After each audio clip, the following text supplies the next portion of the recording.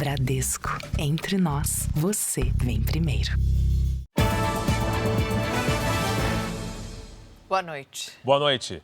A Prefeitura de São Paulo acionou a Interpol para tentar impedir que as 13 obras roubadas da Biblioteca Mário de Andrade sejam levadas para fora do país. Hoje, a polícia prendeu um dos suspeitos de invadir a biblioteca. Ele foi identificado pelo sistema de câmeras de segurança que estão espalhadas pela capital paulista. As imagens mostram os ladrões retirando os quadros de uma van às 10h44 da manhã no domingo. Logo depois, um deles abandona as obras numa calçada e atravessa a rua. O outro também foge. Os quadros foram roubados da Biblioteca Mário de Andrade, no centro de São Paulo. Hoje, a polícia prendeu Felipe Fernandes Quadra, de 31 anos, na zona leste de São Paulo. Essa imagem foi feita por uma das câmeras do sistema de monitoramento da cidade. Nós podemos afirmar que ele não tem detalhes de planejamento, de quem estava mais envolvido. Ele entregou o celular dele, tudo que ele está podendo fazer para colaborar com a justiça, ele está fazendo. O outro suspeito também foi identificado, mas está foragido. Identificou-se o veículo que eles abandonaram o veículo, depois foi monitorando todo o trajeto que eles fizeram. Em algum momento eles achavam que via uma viatura, deixou os quadros na calçada, depois voltaram, pegaram esses quadros e foram para um determinado local, conforme as câmeras de Smart Sampa determinou. O assalto aconteceu durante o horário de visitação. Em depoimento, a vigilante de plantão disse que foi rendida pelos suspeitos logo na entrada da biblioteca, junto com um casal de visitantes idosos. Um assaltante ficou com os reféns, enquanto o outro foi até a área onde estavam os quadros. Os assaltantes fugiram com as peças numa sacola de lona. A ação durou 20 minutos. 13 obras de arte foram roubadas, 8 gravuras do francês Henri Matisse e 5 ilustrações do brasileiro Cândido Portinari, da coleção Menino de Engenho. As obras faziam parte da exposição do Livro ao Museu, realizada pela Biblioteca Mário de Andrade em parceria com o Museu de Arte Moderna de São Paulo. Os assaltantes invadiram o prédio no último dia da mostra, que reunia produções das décadas de 1940 e 1950. As gravuras do francês Matisse, consideradas raras e fundamentais para o modernismo, eram um dos grandes destaques da exposição. Foram produzidas durante a Segunda Guerra Mundial. Todas as 13 obras roubadas estão seguradas em R$ 1.600.000, mas têm valor cultural inestimável. Uma importância, uma significação muito grande para a história da arte, para a crítica, para a população em geral que tem a oportunidade de se relacionar com obras dessa magnitude e conhecer um pouco mais sobre o modernismo brasileiro, o modernismo europeu e mundial. A Prefeitura de São Paulo comunicou à Interpol, a Polícia Internacional, sobre o roubo das obras, para evitar que sejam enviadas para fora do Brasil. Deputados do Rio aprovam a revogação da prisão do presidente da Alerj, suspeito de vazar informações sobre a operação da PF. Chuva provoca queda de árvores, alagamentos e derruba o teto de uma academia na região metropolitana de São Paulo. Criança morre atropelada por adolescente que estava aprendendo a dirigir em Minas Gerais. Ministério da Justiça lança a lista vermelha com os criminosos mais perigosos do país. Ministro da Saúde diz que o governo vai vetar texto aprovado no Congresso que prevê prazo para o pagamento de emendas parlamentares. No Brasileirão, quem escapou do rebaixamento, quem caiu e quais times garantiram vaga na Libertadores do ano que vem.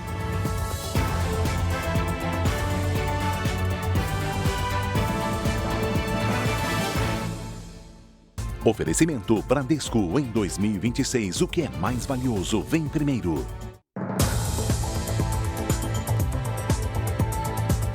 Criminosos usam as informações pessoais de advogados para cobrar taxas e também para ter acesso aos computadores das vítimas. Por isso é preciso ficar atento e não clicar em links que roubam seus dados. A Neide aguarda o resultado há quase um ano de um processo relacionado a um acidente de trânsito. Criminosos tiveram acesso aos dados dela e, desde então, tentam aplicar fraudes. Os contatos são feitos todas as semanas por e-mail e principalmente por aplicativos de mensagem.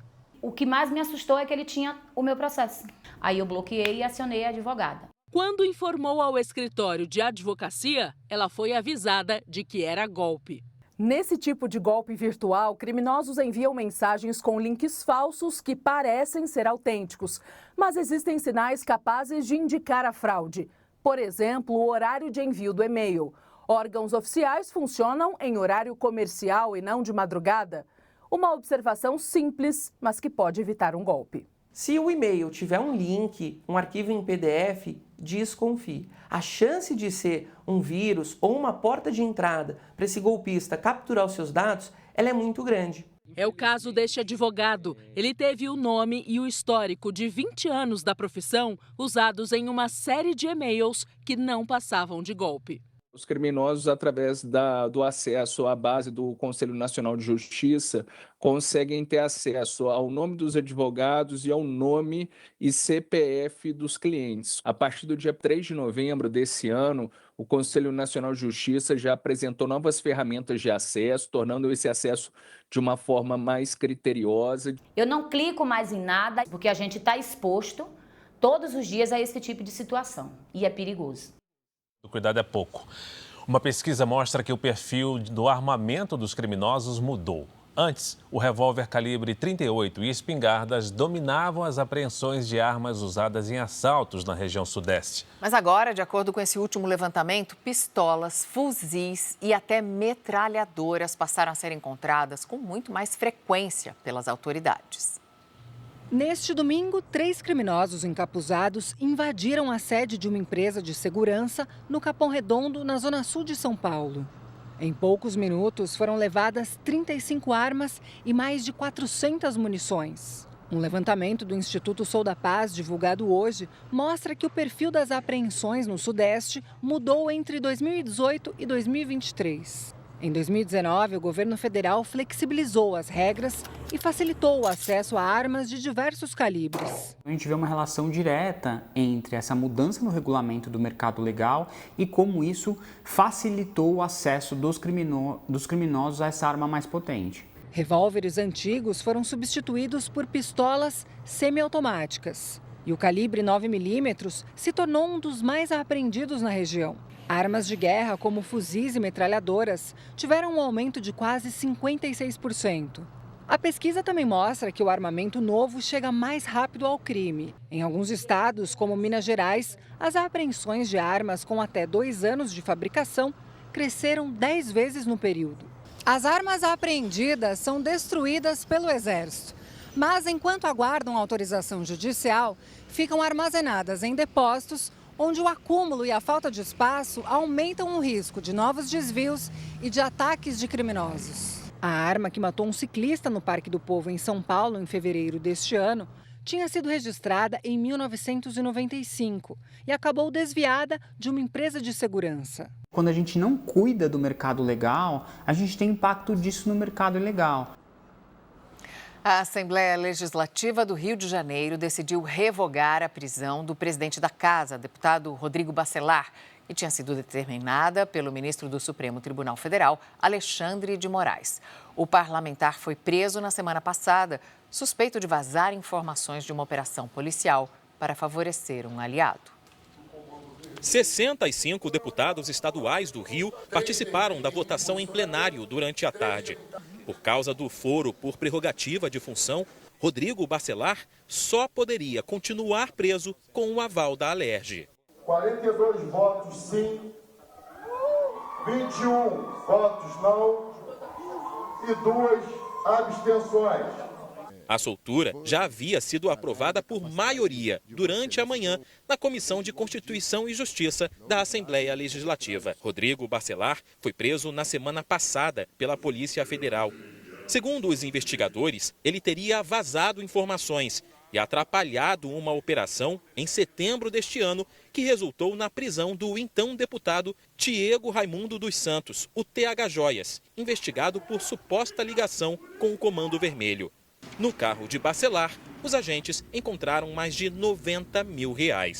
A defesa do presidente da Alerj nega as acusações. Em depoimento, ele disse que não repassou qualquer informação sigilosa. Pede para falar comigo sozinho, no canto, me fala aquilo que eu relatei para o senhor. Você está sabendo de alguma coisa de operação amanhã para mim?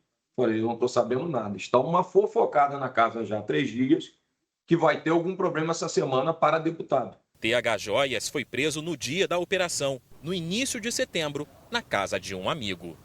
Apesar de ter a prisão preventiva revogada, o futuro de Rodrigo Bacelar ainda é incerto. Os deputados esperam uma decisão do ministro do Supremo Tribunal Federal, Alexandre de Moraes, sobre o afastamento do cargo de presidente da Alerj e outras possíveis medidas cautelares contra o parlamentar.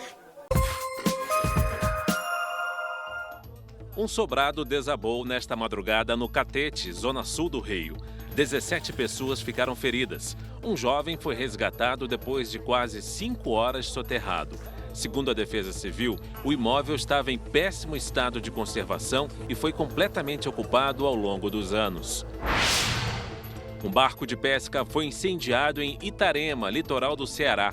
De acordo com a Polícia Civil, o ataque foi feito por uma facção criminosa depois que o dono da embarcação se recusou a pagar uma taxa exigida pela quadrilha. A Anvisa hoje publicou no Diário Oficial da União um registro da vacina contra a dengue, desenvolvida pelo Instituto Butantan. Isso permite o início da produção e distribuição do imunizante. A vacina de dose única será distribuída pelo SUS a partir do ano que vem. Uma criança de 2 anos morreu, outra de 6 anos ficou ferida. As duas foram atropeladas por uma adolescente de 15 anos que estava aprendendo a dirigir com um adulto que não é habilitado na região metropolitana de Belo Horizonte. O carro branco sobe a rua, mas segundos depois desce de ré, desgovernado e em alta velocidade. 2 crianças que brincavam na calçada foram atingidas. Ariel Lucas Santos Melo, de 2 anos, morreu na hora. Um outro menino, de 6 anos, teve traumatismo craniano. Ele foi levado para o hospital, passou por cirurgia e está fora de perigo. O carro era dirigido por uma adolescente de 15 anos. A mãe dela estava no banco de trás. No lugar do passageiro, um homem de 28 anos ensinava a jovem a dirigir. Segundo a polícia, ele não tem habilitação. A menina subiu de carro com o rapaz, engatou a ré e acelerou para trás e desceu, pegando o passeio. Depois do acidente, o homem foi preso em flagrante. O pai dele, que emprestou o veículo, também foi detido. A adolescente chegou a se esconder em uma casa, mas foi apreendida. E a mãe foi levada para prestar depoimento. Abalados, os familiares das crianças ainda tentam entender como tudo aconteceu tão rápido. Uma pessoa inabilitada, de menor, documento do carro atrasado, tudo errado. Nós tentamos contato com os envolvidos no acidente, mas ninguém respondeu. O governo de Santa Catarina cancelou as aulas nas escolas estaduais por causa de um ciclone que deve passar pelo estado entre hoje e amanhã. Em São Paulo, uma forte chuva durante a tarde provocou transtornos à população. Foram registrados diversos pontos de alagamento pela capital paulista e na região metropolitana. Em Carapicuíba, um motorista ficou ilhado no meio da enchente. Os fortes ventos também derrubaram mais de 30 árvores. Em São Caetano do Sul, o teto de uma academia desabou. 7 pessoas estavam na piscina no momento da queda, mas ninguém se feriu com gravidade. Esta semana começou com alerta para temporais na região sul, em partes do sudeste e também no centro-oeste. Giovana Rizardo traz agora os detalhes. Giovana, boa noite. Boa noite. A passagem de um ciclone extratropical vai provocar chuvarada e rajadas de vento, Mariana. Oi, Fara, boa noite também. E uma boa noite para você que está com a gente. Nos próximos dias, o ciclone vai se deslocar para alto mar. E junto com ele, vem a chuva em forma de temporais e ventos de até 120 km por hora em áreas do Rio Grande do Sul e de Santa Catarina. Outros estados também podem ser afetados, como Paraná, Mato Grosso do Sul, São Paulo, Rio e Minas Gerais. Na capital paulista e em Curitiba, tempo fechado e perigo de chuva forte com granizo e raios. Em Florianópolis, ainda mais atenção. São esperados até 100 milímetros de chuva. As máximas ficam entre 22 e 23 graus.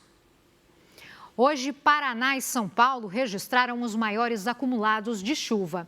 As imagens de satélite indicam uma grande concentração de nuvens no centro-sul do país, associadas ao ciclone extratropical. É esse sistema que vai favorecer as tempestades com risco para alagamentos no sul e em áreas do sudeste e do centro-oeste. No litoral do sudeste e do sul, o mar fica agitado com alerta de ressaca entre Chuí, no Rio Grande do Sul, e Laguna, em Santa Catarina, com ondas de até 2,5 metros. Já em áreas do interior do Nordeste, a terça-feira vai ser marcada pelo tempo seco. Em Porto Alegre, máxima de 23 graus. No Rio de Janeiro, 36.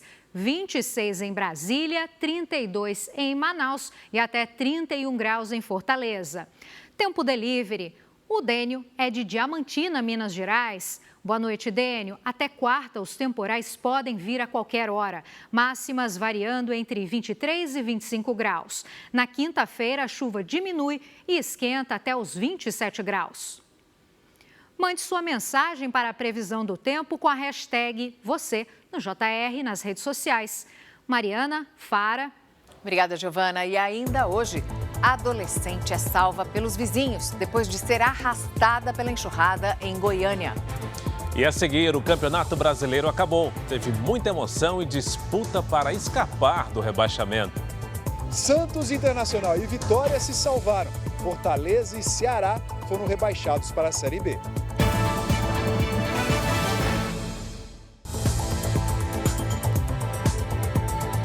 O Campeonato Brasileiro terminou em uma rodada com muita emoção, principalmente na luta contra o rebaixamento. Os jogos começaram todos no mesmo horário e o sobe e desce na tabela foi intenso. Kleber Machado está com a gente e fala sobre essa última rodada. Kleber, boa noite. Tudo bem? Final, hein, de Brasileirão. Mariana, Fara, boa noite para você. Sem dúvida, a última rodada foi muito boa. Quase todos os jogos tinham alguma importância, então nós tivemos a definição do campeonato.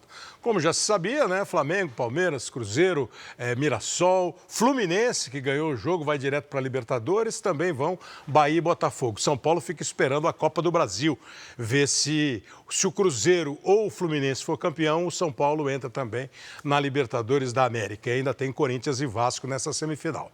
Agora, a briga lá pelo rebaixamento foi... Eu tinha certeza que ia ter choro, ou de alegria ou de tristeza. O Dodô na transmissão ficou perdido, ele já não sabia mais o que acontecia. Mas o que a gente viu foi a alegria do Neymar e do Abel Braga, que salvaram o Santos e Internacional. A última rodada foi para testar o coração. Eu vivi isso aí de novo, cara, foi fantástico. Mas para mim deu. Cara, eu tomei 2 calmantes hoje, antes de vir pro jogo. O agora tranquilo Abel Braga salvou o Internacional do rebaixamento com a vitória sobre o Red Bull Bragantino. E como conter a alegria de seguir na Série A? Jair Ventura, técnico do Vitória, dançou. O time dele ganhou do São Paulo e se salvou. E Neymar, então, ele se ajoelhou, deu volta olímpica e chorou. Eu amo esse time demais. Não foi aqui que eu fui claro. Confesso que os melhores momentos da minha vida foram nesse campo. O Santos escapou do rebaixamento e ainda conseguiu vaga na Sul-Americana ao vencer o Cruzeiro. Mas para os clubes cearenses, a última rodada foi de tristeza. O Fortaleza perdeu para o Botafogo. E o Ceará, que não esteve na zona do rebaixamento em 37 rodadas, apareceu ali justamente quando não podia, na última, ao perder para o Palmeiras em casa. Ceará e Fortaleza se juntam ao Juventude e ao Sport e vão para a Série B do ano que vem. A parte de cima da tabela já estava quase definida. O Flamengo campeão, o Palmeiras vice, o Cruzeiro em terceiro e o surpreendente Mirassol em quarto. O Fluminense venceu o Bahia e garantiu a última vaga direta para a fase de grupos da Libertadores. Ganso com uma cavadinha e Thiago Silva, de cabeça, marcaram os gols do jogo. Já bateu saudade? Então pode ficar tranquilo. O Brasileirão volta mais cedo no ano que vem, em janeiro. E a Record vai mostrar tudo de novo, com toda a emoção que o futebol provoca. Então, torcedor, pode preparar o coração, porque a Record segue sendo sua paixão em campo. Pois é, vem com a gente porque vai ser de novo com heróis, com vilões e a lamentar a queda dos dois times do Ceará que fizeram até uma boa campanha, mas não conseguiram escapar, o Fortaleza sofreu mais. O campeão brasileiro e da Libertadores, o Flamengo, já está no Catar para jogar a Copa Intercontinental e foi hoje o segundo dia de atividade do time lá em Doha. O Flamengo estreia quarta-feira contra o Cruz Azul do México. Quem vencer esse jogo vai jogar uma semifinal contra o Pirâmides do Egito. O atacante Pedro viajou com o time, ele está machucado e tenta se recuperar para disputar a competição. O campeão europeu, o Paris Saint-Germain, só entra na final. Então o Flamengo tem ganhado o Cruz Azul do Pirâmides para disputar a final com o Paris Saint-Germain.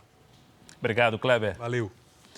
Veja a seguir, Polícia do Rio prende influenciadores suspeitos de publicar vídeos de manobras perigosas e divulgar jogos de azar. E também o governo deve vetar prazo para pagamento de emendas parlamentares. O texto aprovado pelo Congresso prevê que mais da metade das emendas obrigatórias tem que ser pagas até julho.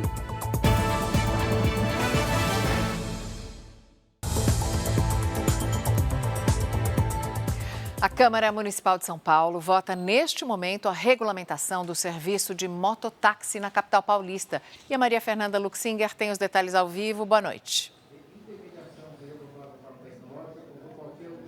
Boa noite, Mariana. Boa noite a todos. A votação entra na reta final com ajustes importantes no texto. Entre eles, a exigência de placa vermelha nas motos, com custos para as plataformas e regras de segurança mais rígidas. O texto proíbe o transporte de menores de 18 anos, restringe a circulação em vias rápidas, como as marginais Pinheiros e Tietê, e suspende o serviço em caso de chuva forte. O prazo determinado pelo STF para a regulamentação termina nesta quinta-feira, quando as empresas pretendem retomar as corridas. Se aprovada aqui na Câmara, a lei segue para a sanção do prefeito Ricardo Nunes. Mariana, Fara. Obrigada, Maria Fernanda.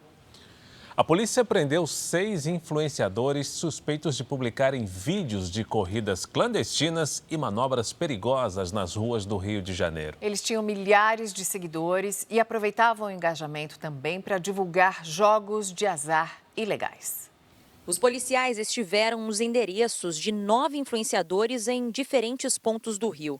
Os agentes apreenderam uma pequena frota de veículos, 10 motos, um quadriciclo, uma moto aquática e 9 carros, um deles de luxo, avaliado em R$500 mil.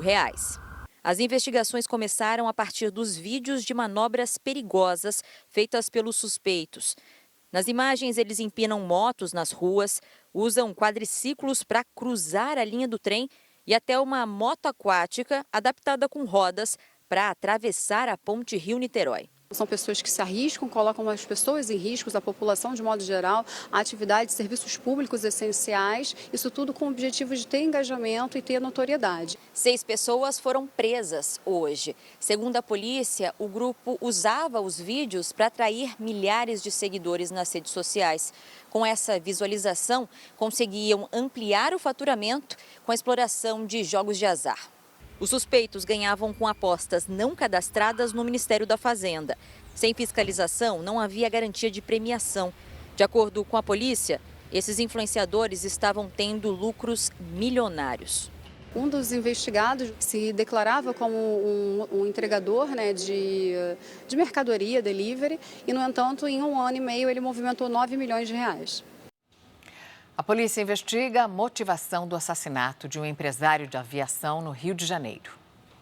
O crime aconteceu em uma avenida da Barra da Tijuca, zona oeste da cidade. Segundo testemunhas, 2 homens passaram de moto e um dos ocupantes disparou em direção ao carro do empresário. Marcos Vinícius Portugal Santos, de 41 anos, era dono de uma companhia de compra e venda de aeronaves no Paraná. O filho dele, de 18 anos, foi baleado de raspão no braço. A namorada do jovem, que também estava no veículo, não ficou ferida. Todos voltavam de uma festa. Até agora, ninguém foi preso. Mais uma situação absurda. Você vai ver agora que uma funcionária de uma loja de departamento denunciou que foi vítima de injúria racial pela chefe dela em Porto Alegre. Caroline havia acabado de retornar da licença maternidade. Devido a uma atualização do sistema, precisou de uma nova senha para acessar o computador. Ela procurou a gestora e pediu a liberação. Ela me disse que ia me dar uma senha, olhando para mim, eu vou te dar uma senha que tu nunca mais vai esquecer. A mensagem chegou por celular. A senha criada pela chefe apresentava teor racista. Com tanta coisa que tinha para pôr, cadeira, computador, mesa, teto, chão, a cor vermelha, logo da empresa, qualquer coisa. Tinha que ser macaco. Caroline denunciou à polícia, que investiga o caso como injúria racial. Nós temos, na maioria das vezes, essas condutas como dolosas, em que a pessoa tem a intenção de injuriar alguém pela raça, pela cor. O caso também foi levado à coordenação da empresa. A rede de lojas de departamento disse ter demitido a gestora depois de uma investigação interna. No Brasil, quase 85% dos negros afirmam já ter sofrido algum tipo de discriminação racial. Mas as denúncias que chegam às delegacias estão subnotificadas. Pela falta de informação, pela vergonha, pelo descrédito ao poder público, muitas vezes. A defesa da gestora não foi encontrada. A empresa disponibilizou uma equipe psicológica para atender Caroline, que não consegue voltar ao trabalho. Foi muito ruim, foi muito... Eu não sei, eu preciso trabalhar, mas eu não estou conseguindo. O presidente Lula deve vetar o trecho da Lei de Diretrizes Orçamentárias que define um prazo para o pagamento das emendas impositivas. A Cristina Lemos chega agora com os detalhes para a gente. Oi, Cris, boa noite. Boa noite, Fara, Mariana. Olha, estamos diante de uma questão que tem um potencial explosivo, porque o pagamento dessas emendas é obrigatório pela Constituição. Tanto que o Congresso mudou a Constituição, isso já faz mais de 10 anos, para criar essa modalidade de emenda, a emenda impositiva, que foi recentemente muito criticada pelo presidente Lula. Agora, a questão pode até parar na Justiça. O veto ao trecho sobre as emendas impositivas foi confirmado pelo ministro da Saúde, Alexandre Padilha, ao JR Entrevista. Tanto o Ministério da Fazenda, Planejamento, o próprio setor jurídico, deve-se essa recomendação porque, de fato, o que a gente fez, por exemplo, em 2024 foi exatamente isso. Foi essa recomendação técnica jurídica que você não pode, de fato, tem que vetar. Na semana passada, ao aprovar a Lei de Diretrizes Orçamentárias, deputados e senadores incluíram um prazo de pagamento das emendas impositivas. Pelo texto aprovado, em 2026, 65% das emendas precisam ser pagas até julho, um montante de quase 13 bilhões de reais. Hoje, o ministro Flávio Dino, do Supremo Tribunal Federal, encaminhou à Polícia Federal um relatório da Controladoria Geral da União que aponta irregularidades na transparência e rastreabilidade das chamadas emendas PIX. São aquelas em que o parlamentar repassa os recursos diretamente para estados e municípios, sem exigência de projeto, convênio ou justificativa. As transferências foram feitas no ano passado e somam mais de 72 milhões de reais. O possível veto ao cronograma de pagamentos das emendas pode aumentar a tensão entre o Executivo e o Congresso, o que o presidente Lula quer evitar. Hoje ele participou da 14ª Conferência Nacional de Assistência Social e se limitou a falar sobre os casos de violência contra as mulheres. Lula afirmou que vai convocar os 3 poderes para uma reunião para tentar reverter o crescimento do número de casos. Eu acho que nós todos juntos poderemos encontrar uma saída, sem transferir responsabilidade. Eu quero dizer para vocês, eu estou assumindo a responsabilidade como presidente da República de criar uma situação de fato para ver se a gente consegue fazer uma reversão dessa situação. O partido União Brasil anunciou hoje a expulsão do ministro Celso Sabino. Ele desobedeceu a ordem da legenda para desembarcar do governo, deixar o cargo de ministro, isso em setembro. A reunião em Brasília foi a portas fechadas. Aprovada por mais de 3/5 dos votos a aplicação de sanção disciplinar de expulsão, com cancelamento da filiação partidária ao deputado federal Celso Sabino, por prática de infidelidade partidária. A expulsão de Celso Sabino já era esperada. Em setembro, União Brasil rompeu com o governo e exigiu que todos os filiados que ocupassem cargos no Executivo Federal deixassem as funções. Quem permanecesse poderia responder por infidelidade partidária. Celso Sabino chegou a anunciar publicamente que pediria demissão, mas, segundo o ministro, acabou convencido pelo próprio presidente Lula a permanecer no governo. Sabino foi afastado do partido em outubro. Em novembro, o Conselho de Ética da Legenda decidiu pela expulsão, que foi confirmada hoje. Pelas redes sociais, o ministro disse que foi injustiçado. Não poderia abandonar o meu trabalho nas vésperas da realização da COP30. Não poderia abandonar programas que estão em execução, que estão ostentando números tão positivos para o nosso país. Segundo o entendimento do TSE, a expulsão do ministro não deve afetar o mandato na Câmara dos Deputados. O senador Flávio Bolsonaro disse ontem ao programa Domingo Espetacular que o preço para desistir da candidatura à presidência no ano que vem é ter o pai livre e nas urnas. Hoje ele vai se reunir com lideranças em busca de apoio. O Thiago Nolasco acompanha. Vamos ao vivo a Brasília. Boa noite, Thiago. Oi, Cris. Boa noite para você, boa noite a todos. O senador vai fazer um jantar na casa dele aqui em Brasília.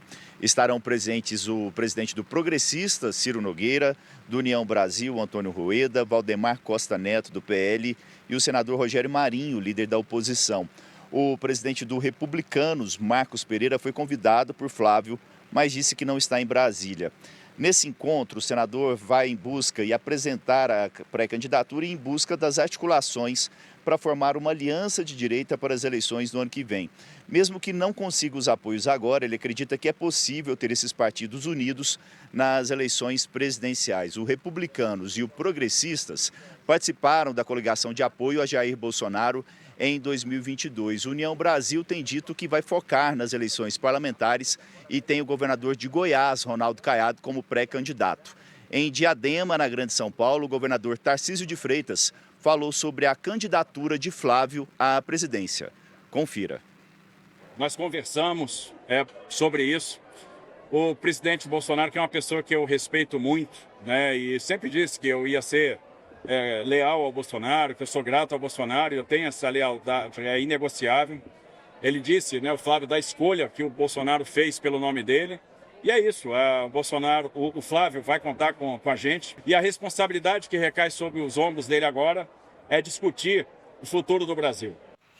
O Ministério da Justiça lançou hoje o programa Captura, que relaciona os 216 criminosos mais perigosos do Brasil. A lista vai ficar disponível no site do Ministério da Justiça e é voltada à identificação, localização e prisão de criminosos de alta periculosidade. Cada estado e o Distrito Federal incluíram até 8 alvos prioritários. O programa terá uma célula operacional específica no Rio de Janeiro para combater criminosos de outras regiões do Brasil que se escondem em comunidades do estado. Mariana, Fara. Obrigada, Cris. Você vai ver a seguir, o governo estuda incluir as canetas emagrecedoras na lista de remédios disponíveis pelo SUS. E também, motorista sobrevive após carro ser esmagado em rodovia perto de Belo Horizonte.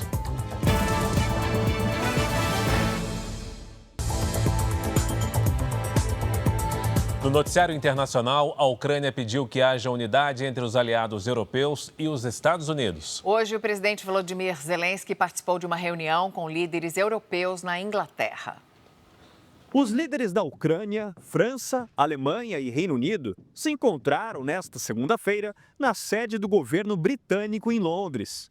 O presidente Volodymyr Zelensky pediu garantias de segurança e de reconstrução do território ucraniano e defendeu que haja unidade entre os aliados. Não conseguiremos isso sem os Estados Unidos, afirmou. O chanceler alemão Friedrich Merz disse estar cético sobre alguns pontos da proposta americana para a paz na Ucrânia.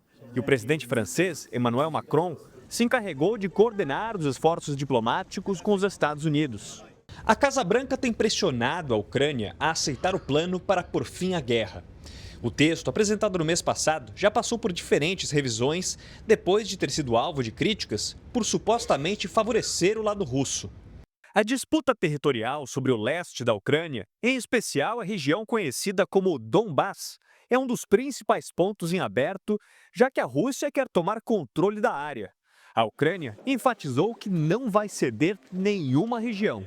Ontem, Trump disse estar decepcionado com Zelensky. O presidente americano afirmou que o chefe de Estado da Ucrânia sequer leu a proposta que, segundo ele, foi aceita pela Rússia. Hoje, o presidente americano voltou a pedir que as partes aceitem o acordo para evitar mais mortes. Uma brasileira que tinha sido presa pela Polícia de Imigração dos Estados Unidos foi libertada hoje. Bruna Caroline Ferreira pagou fiança de cerca de R$8 mil. Ela tinha sido detida perto de Boston por ter permanecido do país depois do vencimento do visto de turista, que tinha sido emitido em 1999. O advogado da brasileira disse que ela vive nos Estados Unidos desde criança e que não representa risco. Bruna foi casada com o irmão da secretária de imprensa da Casa Branca, Caroline Levitt, e tem um filho do relacionamento. O governo de Israel afirmou hoje que vai avançar para a segunda etapa do acordo de paz, que prevê a desmilitarização da faixa de Gaza. Nos escombros de Gaza, terroristas do Hamas e equipes da Cruz Vermelha procuraram o corpo do último refém ainda não resgatado e não encontraram. O sargento israelense Rangvili foi morto na invasão terrorista em outubro de 2023. Hoje, o embaixador americano nas Nações Unidas, Mike Waltz, se reuniu com os pais do militar. O primeiro-ministro Benjamin Netanyahu garantiu que os restos mortais serão devolvidos à família e anunciou que Israel vai avançar em breve para a segunda fase do cessar-fogo. Segundo o acordo, o grupo terrorista Hamas terá que entregar as armas. Com isso, a faixa de Gaza será desmilitarizada. Benjamin Netanyahu garantiu que a medida será tomada sem margem para negociações. O premier afirmou que vai discutir a segunda fase do cessar-fogo em visita ao presidente americano Donald Trump nos Estados Unidos ainda neste mês. A imprensa israelense revelou que a Casa Branca vai convidar o presidente do Egito, Abdel Fattah el-Sisi, para a reunião entre Trump e Netanyahu. O país é um dos mediadores do conflito. A Tailândia lançou novos ataques aéreos na fronteira com o Camboja. Pelo menos 5 pessoas morreram. Os bombardeios atingiram 2 regiões no norte do Camboja. Entre as vítimas estão 4 civis e um soldado tailandês. Moradores precisaram deixar as casas e procurar abrigo. Tailândia e Camboja se acusam de violar o cessar-fogo negociado pelo governo de Donald Trump em outubro. Os países asiáticos disputam territórios há décadas. Aqui no Brasil, o ministro da Saúde afirmou ao JR Entrevista que o governo estuda a inclusão de canetas emagrecedoras na lista do Sistema Único de Saúde. Tem uma ação muito importante que o Ministério da Saúde está fazendo junto com a Anvisa, que é fazer uma convocação de todas aquelas empresas que têm condições de produzir essas canetas aqui no Brasil, fazer o registro o mais rápido possível. São mais de 20 empresas, algumas dos medicamentos delas estão vencendo a patente já no ano que vem. Então, na medida que você vence a patente, também derruba muito o preço, porque você começa a ter a possibilidade de, mais ou menos, o que o pessoal chama do genérico. Paralelo a isso, o Ministério também está financiando projetos de estudo de como pensar a incorporação desse tipo de caneta num determinado protocolo no SUS. A íntegra da entrevista com o ministro Alexandre Padilha será exibida na Record News na quarta-feira, às 11h15 da noite. Em Goiânia, uma adolescente de 13 anos sobreviveu depois de ser arrastada pela enxurrada. Ela tinha ficado presa debaixo de um carro e foi salva pelos vizinhos. O vídeo mostra quando 5 homens levantam o carro em meio ao temporal. Em seguida, um deles aparece carregando a adolescente nos braços. Jamile Silva Costa, de 13 anos, brincava na rua, em Goiânia, no último sábado, quando foi arrastada pela enxurrada. Porque ela caiu a primeira vez, ela ainda tentou levantar. E foi na hora que ela caiu de novo. Ela já foi entrando para debaixo do carro. Um vizinho, que é policial militar, escutou o pedido de socorro da irmã de Jamile e foi ajudar. A gente ia virar o carro. Quando a gente foi virar o carro, foi que tentou tirar ela a primeira vez debaixo do carro, foi que a gente percebeu. Não, ela está presa, já está presa, ela não sai. A jovem estava com o cabelo enroscado em uma das rodas do carro. Foram cerca de 20 minutos de desespero. O policial usou uma faca para cortar o cabelo de Jamile. A jovem foi retirada inconsciente e recebeu os primeiros socorros. Ela não tinha sinais, ela já estava roxa, fez a massagem cardíaca e ela deu um tranco. Foi voltando, o coração dela voltou disparado. A adolescente foi levada a um hospital e está internada na UTI. A Defesa Civil alerta para nunca enfrentar situações de risco. 15 centímetros de uma lâmina de água em movimento podem derrubar uma pessoa. 30 centímetros são suficientes para arrastar um veículo. Hoje, Jamile respira sem a ajuda de aparelhos e tem um quadro de saúde regular. Não lembra de nada que aconteceu, nada. A mostrou que é muito forte mesmo. Minha filha é uma guerreira. Um homem morreu depois de atingir com a moto aquática que ele pilotava uma embarcação que estava parada em Salvador. Esse acidente aconteceu depois do pôr do sol, que é um horário em que o uso desse tipo de veículo é proibido. Banhistas chegaram a fazer os primeiros socorros na areia da praia. Neste vídeo, uma mulher tenta reanimar a vítima, mas ela não resistiu. Carlos Antônio Batista dos Santos, de 40 anos, morreu depois de bater a moto aquática que pilotava em uma embarcação atracada na praia do bairro da Ribeira. A mulher, que estava na garupa, foi resgatada com vida e levada para um hospital da região. Por volta das 6h30, 7 horas, né, o sol já tinha se pondo já. A praia estava lotada, entendeu? Eu creio que foi uma fatalidade mesmo. Fatos que nós temos são que realmente ele estava conduzindo após o pôr do sol, ele era uma pessoa que possuía habilitação de motonauta e a embarcação também era registrada aqui na Capitania do Esporte da Bahia. Então, com relação aos fatos, isso vai ser apurado no inquérito. Pela legislação náutica, é proibido pilotar moto aquática após o pôr do sol, por ser um tipo de embarcação sem iluminação. Só este ano, a Marinha abordou cerca de 1.000 e apreendeu 75 por descumprir esta norma em Salvador. As motos aquáticas devem manter uma distância mínima de 200 metros da faixa de areia. O piloto precisa ser habilitado e não pode estar sob efeito de álcool. Mas no dia seguinte ao acidente em Salvador, não foi difícil encontrar pessoas desrespeitando essas regras. A Marinha disse que realiza fiscalizações constantes em todo o litoral e aumenta a vistoria durante o verão. Um homem escapou com vida por pouco de um grave acidente numa rodovia perto de Belo Horizonte. O carro dele foi atingido por um caminhão desgovernado que vinha no sentido contrário. No automóvel, só ficou intacta a parte lateral do motorista. O carro ficou irreconhecível depois da batida neste domingo. Foram 30 minutos preso às ferragens até a chegada do resgate. Eu olhava para frente do carro e só via ferro, lata retorcida, tudo em cima de mim. E eu não sentia minhas pernas. O motorista de aplicativo teve fraturas no joelho, ombro e nas costas. Ele vai ficar 45 dias sem dirigir até se recuperar dos ferimentos. Segundo os bombeiros, o motorista seguia por uma rodovia em Betim, na Grande Belo Horizonte, quando um caminhão que vinha no sentido contrário perdeu o controle e invadiu a contramão. Uma passageira que estava no banco de trás também sobreviveu. Este bombeiro explica que os veículos mais novos saem de fábrica com estruturas que absorvem o impacto e protegem os ocupantes.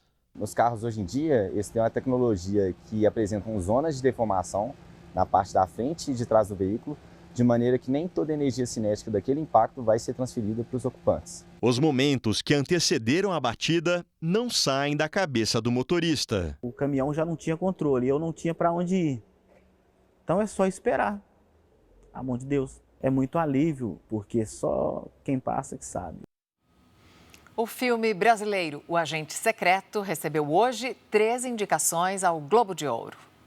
Ambientado na ditadura militar durante os anos 70, O Agente Secreto tem como protagonista um professor universitário vivido por Wagner Moura, que foi indicado ao Globo de Ouro na categoria de melhor ator.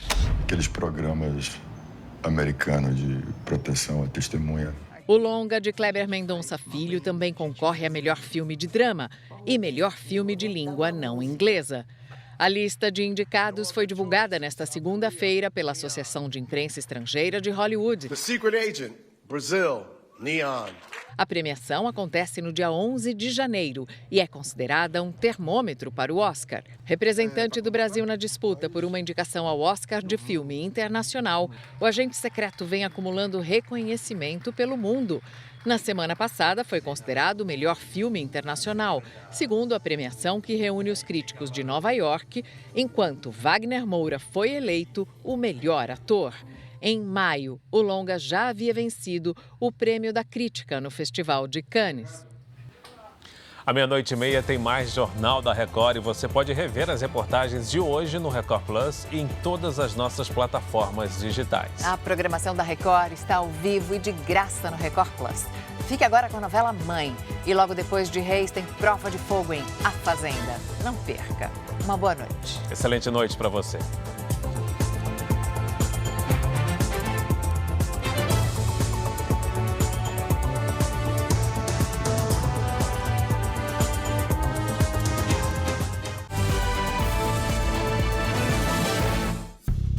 Bradesco. Entre nós, você vem primeiro.